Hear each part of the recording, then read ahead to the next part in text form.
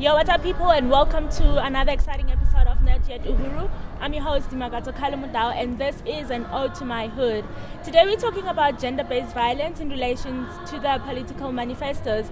If you can think about it, last year in 2018, there was a big uproar in terms of the increased numbers of gender-based violence in the country. So a lot of us women, we marched to the presidency to hand in a memorandum, and later on in the year, we then got invited to the GBV summit that was hosted by the president. So join me as I speak to other women who are working in the space of gender-based violence, who themselves have been affected by gender-based violence. Let's go.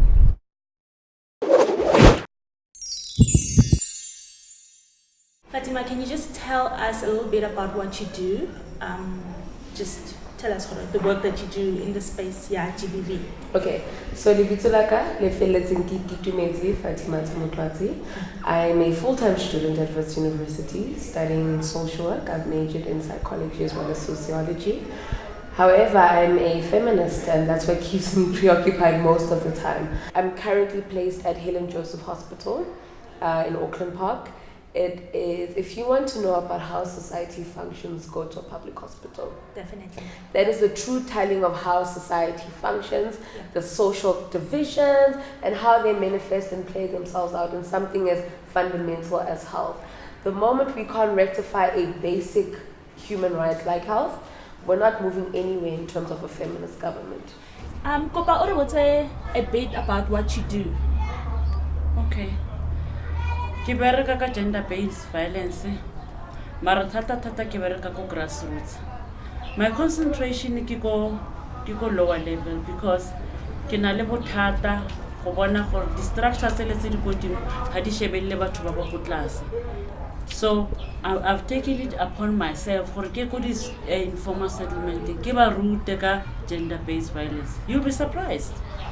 Ga ke fitla go ga ba tlhaloganye gore ke bua ka eng ga ba itse le gore ke eng. But I'm doing that because it's what I love to do. And you know what, as women, we need to stand up for our rights. Because especially really good informal settlement. We are here. Now as a feminist, I'm saying I am here, women, we are here. Let's stand up. Kina kwa election mo president aske are lebala. The structure said go dimliskila level of. Okay, so Mama Jane, I wanna ask you, last year that big march, what total shutdown. Yes. Did you participate? Were you part of that? I did. And how did you feel about that initiative that we as women took to go to the president and say these are our demands, 24 of them? Wow, that was a good feeling. That was a really good feeling. At least it shook the president and the ruling party. Women are tired. Women are tired. We want amalungelo etu. We want to be recognized as women. So last year you were very instrumental in the GBV summit hosted by the presidency. Can you just tell us a little bit more about that and what was the outcome and what's the way forward from then? Whenever you work with government or any state structures, there is always a risk that whatever you bring to them will always be used for political gain. And I think that was that came out really strongly with the summit. So, I mean, in terms of achieving the objective of getting gender-based violence into the national discourse, great. We did it, right? Because after the summit, everyone was talking GBV. Everyone was organizing around GBV. Every state official speech included the term GBV.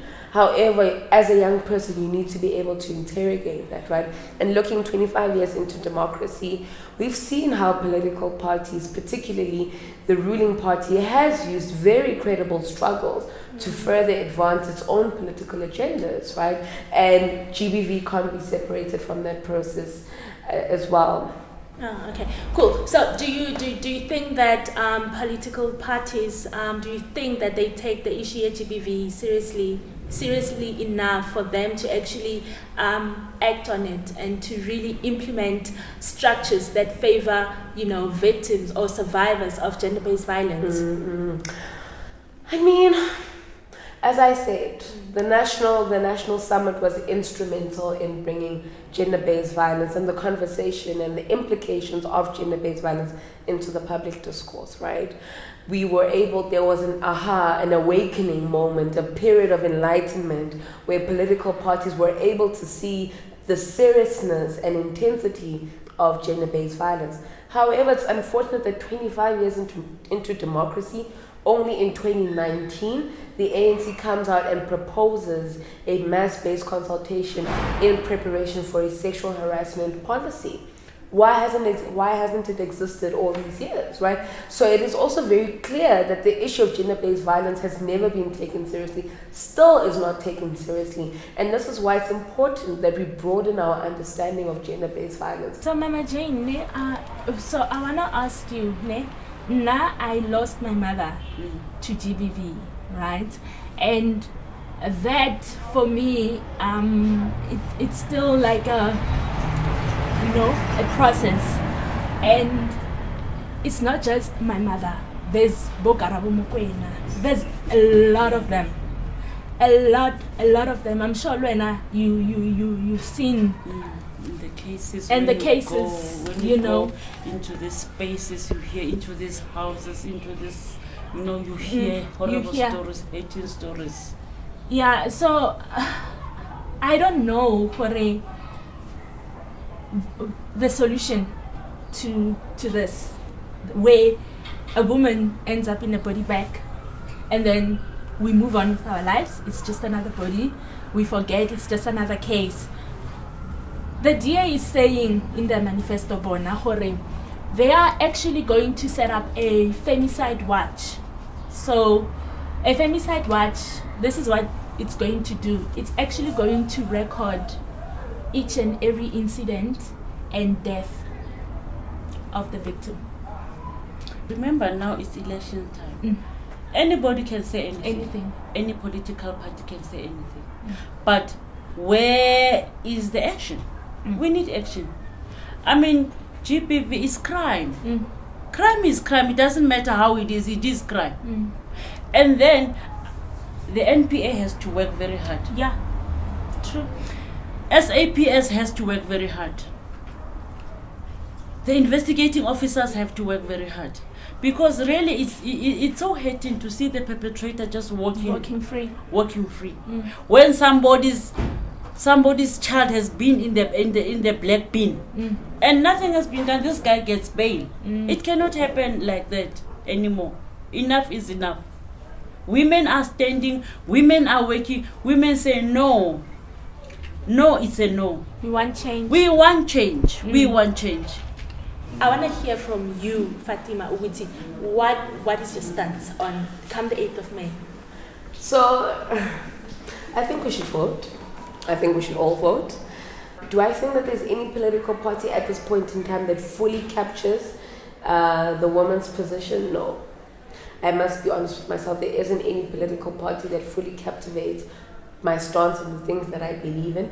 There is no political party currently that is working or actively working, or at least not working, promising rather, because it's politics, promising us a feminist government. There isn't. But I also do think that there's a power, there's a beauty in exercising power, particularly as young black girls, understanding that we exist in a society where power is just never given to us. We always need to fight for it. That X is not just that X, boo. That X, you are getting to dictate. We can't run away from that reality, but do I believe that young women should actively participate in the voting process? Definitely. I do think even if young women participate, even in an act of protest, I've always said that my vote is my secret, but if whoever could see my vote will be shocked at who I'll be voting for. Because for me, that's my own personal protest. I feel like if you are struggling at the top to understand where I'm coming from, that maybe I should just flip the script and do it from the bottom up, right? True. But to vote, definitely. And then we must take selfies and put them on Instagram without yes, that's what I want to see. And coming from young black women. Okay, so Mama Jane, thank you so much, for answering me and for this beautiful conversation. So for now, I'm still not sure if I'm going to vote. I'm still withholding my vote because I've been hurt. The systems have not worked for me. But I wanna ask you if you are going to vote, and what do you have to say to other women out there, you know, in terms of voting?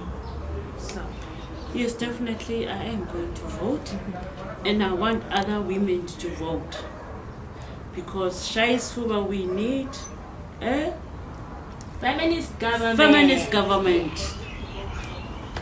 Phambili ngabafazi phambili. Phambili ngabafazi phambili. Shaisfuba.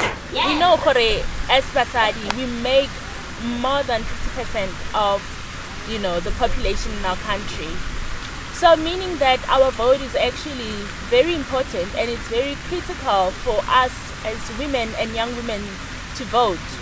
Shoo guys, it's hard. There's still a lot of work to be done, and I promise you, I am not going to stop doing what I do, and it doesn't matter how they might even come and vilify me or vilify other feminists, other activists who are doing the same work that we are doing to make sure that black women actually are recognized as human beings and claim their rightful place in society. Thank you so much for joining me. It was such a lovely experience having to go through this phase for myself as well. I mean, now I'm actually pumped up, like you're ready, no, we're going there, and we are breaking the walls of patriarchy, making sure for women, we get there, we claim what's rightfully ours. Until next time, thank you for joining me. I am Dimagato Kalumdao, and this is Not Yet Uhuru.